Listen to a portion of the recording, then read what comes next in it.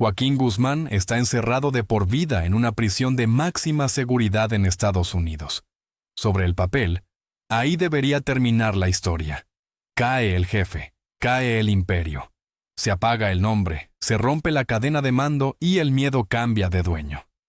Pero con el Chapo no pasó eso. Y esa es la pregunta que vuelve su historia tan inquietante. ¿Cómo puede seguir vivo un imperio cuando su fundador ya no puede tocarlo? La respuesta no está en un hombre, está en una estructura. El Chapo no dejó solo una organización criminal grande, dejó una forma de operar, una red de contactos, una marca de terror y una familia incrustada en el corazón del negocio. Cuando lo extraditaron y después lo condenaron a cadena perpetua más 30 años. El golpe fue enorme, sí, pero no significó que el cártel de Sinaloa desapareciera con él. Significó que el poder tenía que redistribuirse dentro de un sistema que ya llevaba años funcionando, a una escala demasiado grande para depender de una sola persona. Ahí aparece la primera clave. Durante mucho tiempo se contó a El Chapo como si fuera el protagonista absoluto de una película. Esa lectura ayuda al mito, pero estropea el análisis. El verdadero poder del cártel de Sinaloa no consistía solo en que tuviera un jefe visible.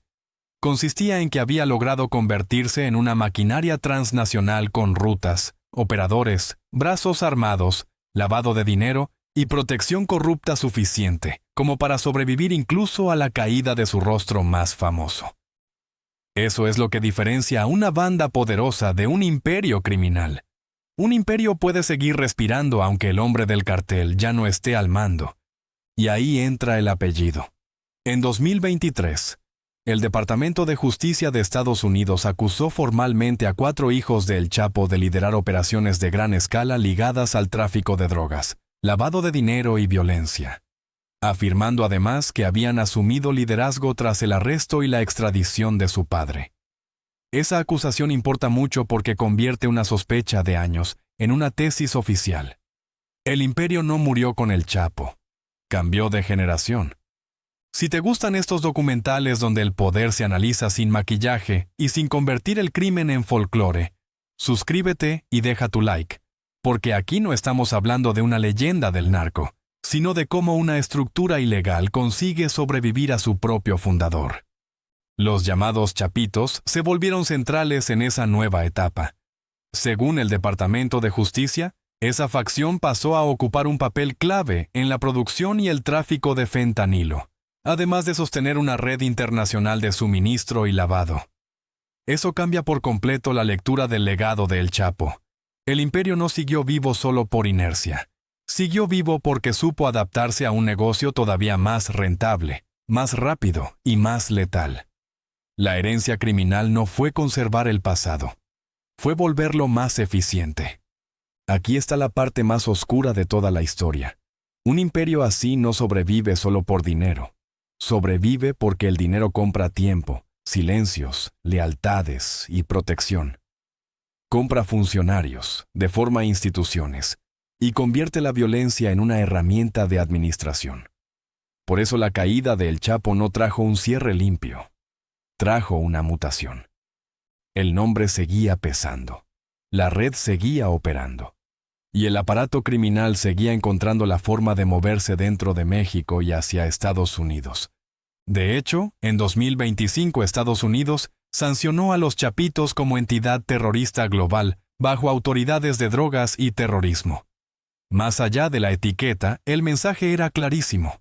El problema ya no se leía solo como un cartel heredado de un capo preso, sino como una facción con suficiente capacidad operativa para seguir desestabilizando el mercado criminal y el frente del fentanilo aún sin su fundador.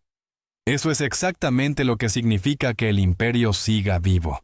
No que permanezca idéntico, sino que siga teniendo poder real para producir dinero y violencia. Pero sobrevivir no significa permanecer intacto. También significa fracturarse.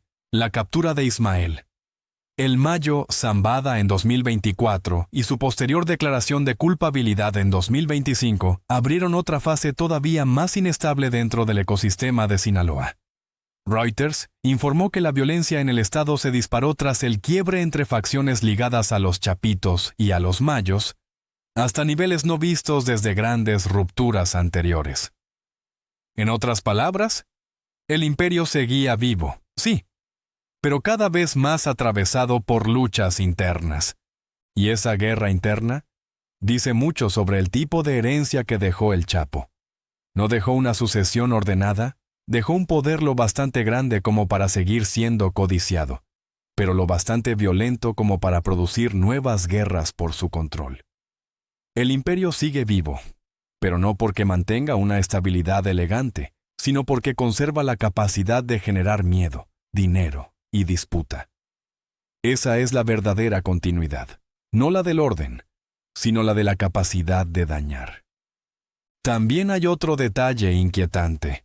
El nombre del Chapo siguió funcionando incluso desde prisión.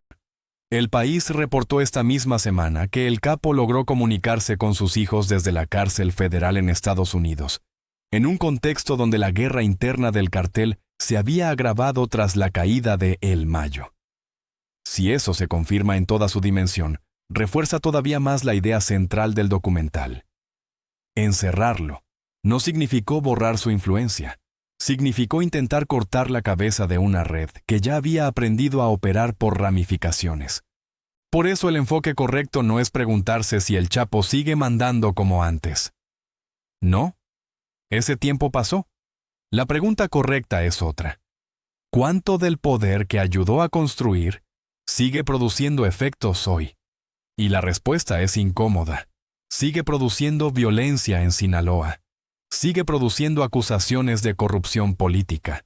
Sigue produciendo presión en la frontera, en los mercados de droga y en las instituciones mexicanas.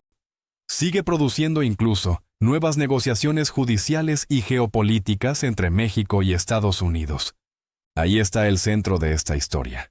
El Chapo ya no es importante por lo que puede hacer personalmente. Es importante por lo que dejó montado. Su verdadera herencia no es solo un apellido temido ni una fortuna difícil de rastrear. Es una estructura criminal que aprendió a vivir sin él, a mutar después de su caída y a seguir imponiendo consecuencias reales sobre territorios enteros. Eso es lo que hace que su imperio siga vivo. No la nostalgia del capo, sino la persistencia del sistema.